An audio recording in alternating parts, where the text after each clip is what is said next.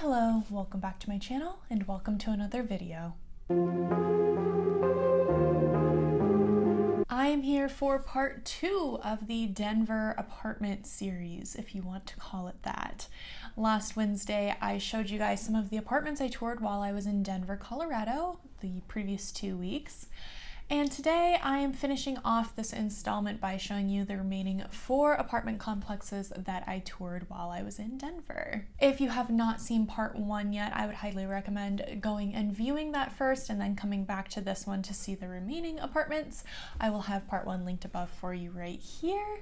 If you are returning from part 1 and you joined the community to see part 2, hello, welcome back. I am so thankful to have you here.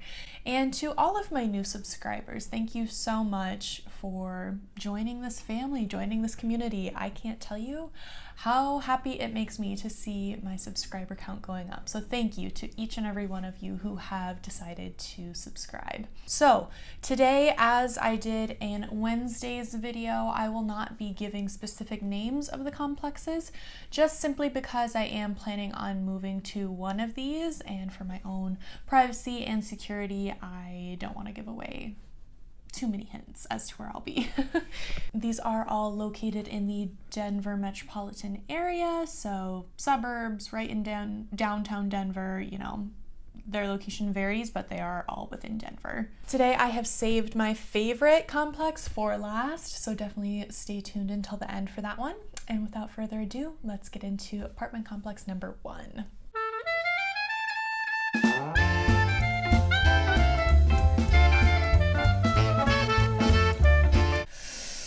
Okay, so we're going with the worst for first because I just want to get this one out of the way. It wasn't necessarily anything wrong with the actual apartment itself, but this tour, you guys, was just, it was atrocious. You know, I'm gonna go ahead and say the name of this one just because it was such a train wreck. I want you to avoid it if you can. This one was called Vela Meridian. It was still in the Denver Tech Center area, but it was quite a ways out from actual Denver. I think it was like a 30-minute drive for me to get back to my hotel from here. So keep that in mind along with everything else I'm going to be going into here. But yeah, Vela Meridian. I don't have any idea what the actual price is of this unit. I was not told. I was not given any information. I was not told the name of the person I was touring with. Like, it was a train wreck, and I felt so uncomfortable that I didn't even bother to ask to fill in the blanks. I just scooted and booted, like, we're done, we're not doing this. But I still want to show it. I did still take a video. Like I said, there's nothing wrong with the actual unit. It's a pretty nice apartment, you know, it was decorated well, and from what I have gathered from this agency's website, their 1 bedrooms typically go between $1,500 and $1,600, it looks like. I have no idea what the actual total would be. I have no idea what utilities would cost. I have no idea really anything. I do know that they only had surface level parking available at the moment, and he did somehow manage to tell me that there was like a 20+ person wait list to have garage parking, which I'm not trying to do that in Denver. As anyone with a brain knows, it snows a lot in Denver, and I'm not about to be outside scraping my car every other week. So I need a garage. That was not going to work for me. As far as amenities in the actual apartment, it did, of course, have an in-unit washer and dryer. As I mentioned in Wednesday's videos, that is a non-negotiable for me. So all of the units I toured had an in-unit washer dryer. It also had a walk-in closet. It had a balcony that was pretty hard to get into, as you'll see in the video. Some more negatives, however, some more cons. There were no elevators in this complex. It's walk-ups only. I've lived in New York long enough to know that I'm getting too old for walk-ups. So if I'm going to be living on any level that's not the first floor, I'm going to need an elevator simply for move in, move out. I'm a single female. I can do most things myself, but I don't enjoy moving furniture myself up however many flights of stairs. So as far as their community amenities, they did have a pool. It was not open year round. They had it all covered and it looked like they were working on it and everything. So that's another negative, because every other complex I had toured had a year-round pool, lots of them 24-hour access. They claim it's a resort style pool with cabanas and whatever. Keep in mind that it is seasonal. Allegedly, they had a fitness center and a clubhouse and lounge area. I was not shown either of these. I tried asking the leasing agent if they had these, and he simply said yes. So I don't know. Here are some pictures I found from online that maybe they have these things. I don't know. But all in all, I was not impressed with this location. The whole thing was very chaotic, very messy, very unorganized. I just didn't like it. So this one was hard pass for me, hard pass. Okay, location number 2. I had an appointment to view a 1-bedroom. However, they, I guess, did not have any 1-bedrooms available. So I ended up seeing and touring a 2-bedroom. But their 1-bedroom that I would have been applying for was going to be 631 square feet. And it came in with a rent price of $14.65 per month. As I did with the previous video on Wednesday, I will list all of the different fees and whatnot on the screen here. So the actual total would have been around $1,762 per month once everything was factored in. I will say I really liked the interior aesthetic of this apartment complex. The actual apartment units were very nice. They had very modern finishes. I liked the tones and the cabinetry and the backsplash and countertops and all of that they had chosen to go with in each of the units. Each apartment does have a balcony, a walk-in closet, a washer and dryer in unit. And like I said, I just really like the overall looks of these. I didn't really care for the location though. This was in more of kind of a flat area of Denver, so you didn't really get that scenic mountain view that you think of when you think of Colorado. And as far as community amenities, they had a really cool 2-story clubhouse. It had a fitness center and business center and workstations, and it was Wi-Fi enabled and all that good stuff. And like I said, 2 stories with their pool and hot tub being on that 2nd level there, which I thought was really cool. Outdoor cabanas, grilling areas, things like that. So amenities were very nice in this place. Nothing spectacular, especially compared to what we've already seen so far, but they were nice. For that almost $1,800 a month though, I think you could probably do better, as we've seen with what we've toured so far. I am so sorry for all the noise. Brooklyn just decided to be f***ing annoying today. So that's it for location number 2. Let's dive into location number 3. This one was interesting. This was the only self-guided tour. They weren't offering guided tours. However, there were leasing agents there.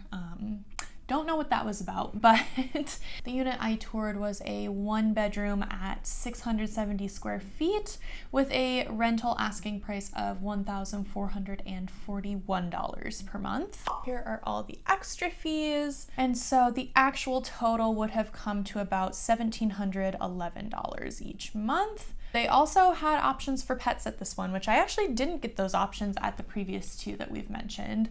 So I don't know if they do allow pets or if I just wasn't told about them. I don't know. I don't have any pets, so that is a possibility that they just didn't talk about that. This apartment had some interesting features that I had not seen at some of the other ones. So the actual apartment unit kind of confused me a little bit, because the kitchen area was very, very modern and updated, but the rest of the apartment, like the bedroom and like the ceiling and the molding and everything had more of a dated look. So I don't do well with that cross stylization. If you're gonna update something, update the whole thing, especially if you're an apartment complex. It just didn't really seem cohesive, but it did have some cool things. It had, of course, the in-unit washer and dryer, the balcony. It also had a Nest home security system, which I thought that was really cool. Their bathroom was really updated with the features it allowed. So it had an LED makeup mirror, which I thought was awesome. You usually see those at hotels. I've never seen one at an apartment before. So it had that.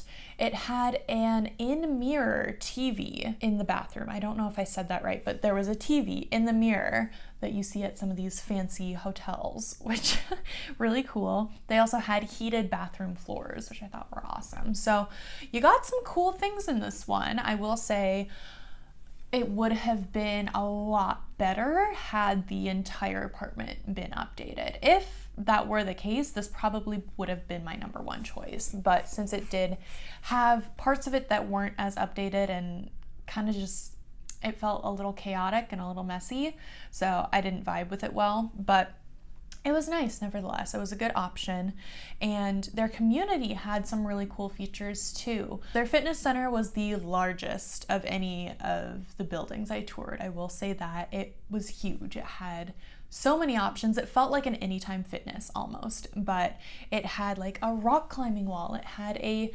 skiing and snowboarding simulator. It had a golf simulator. It had Pelotons. It had all sorts of stuff, which was awesome. That's great. They also have a pool on site. I don't believe it was 24 hours. I'm trying to remember in my mind the picture of it, and I think this one was also closed off, so I don't think it's year-round. I think it is seasonal. But they also have cabanas, hammocks, things like that as well. So this one was an okay option. Definitely saw some things in it that were a little different than what we had been seeing at some of the other locations. So a decent option for sure. Let's move on to our final and my favorite of today's apartments location. So location number 4, I toured a 1-bedroom that came in at 641 square feet and had a rental price of $1,555 per month. This one had parking included in the rent price. Just yes, doing it as you should. Yes, yes, yes. And then here are all the other utility prices. So the actual total was going to come to around $1,680 per month once you factor everything in. This apartment was just beautiful. If you remember from Wednesday's video, the first location that I toured had the really high vaulted, like 15-foot ceilings. And so did this location. However, this location, it was a true 1-bedroom instead of a studio. So it was a 1-bedroom, it had the 15-foot ceilings. It also had its own private patio area, which I thought was awesome. The one I was touring was on the first floor, but if you were going up throughout the building, there would be private balconies as well. So you get that option in this complex.